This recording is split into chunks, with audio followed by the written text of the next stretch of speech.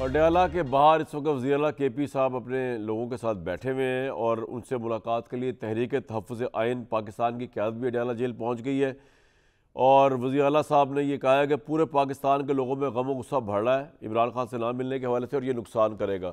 بھٹی صاحب یہ نقصان بھی کر سکتا ہے اور دوسرا جو نیائی صاحب نے پورا آرگومنٹ دیا اور بتانے کی کوشش کی کہ نواز شریف صاحب اس لیے بولے ہیں ان لوگوں کو کیفر کردار تک پہنچانے کے لیے جو عمران خان کو لے کر آئے کیونکہ عوام لائک کرتی ہے اینٹی اسٹیبلشمنٹ بیانیہ although I don't agree to that لیکن وہ کہہ رہے ہیں یہ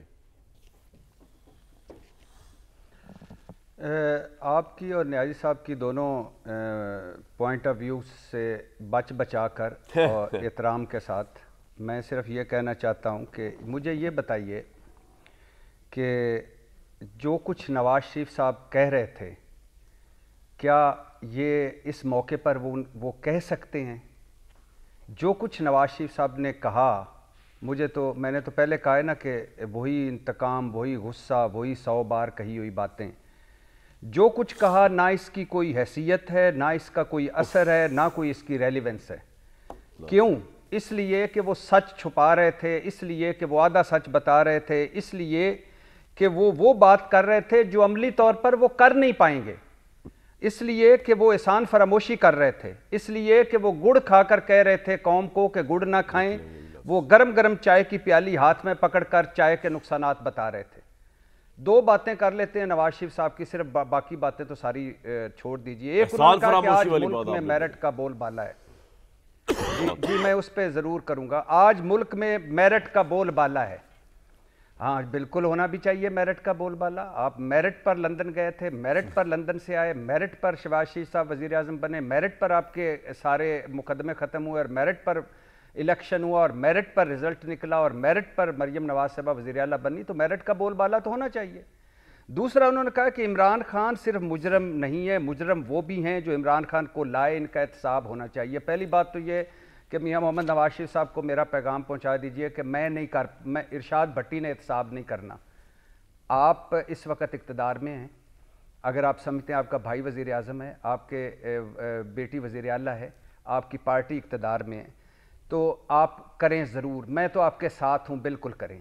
جنرل فیض حمید صاحب اس وقت کورٹ مارشل ٹرائل میں ہیں،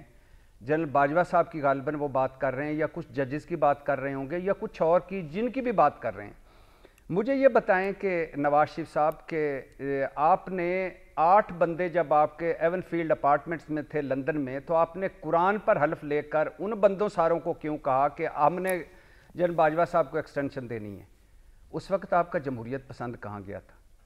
جب مشکل وقت تھا اس قوم پر، اس ملک پر، ساری قوم آپ کی طرف دیکھ رہی تھی اور نیازی صاحب ٹھیک کہہ رہے ہیں، اس وقت نواز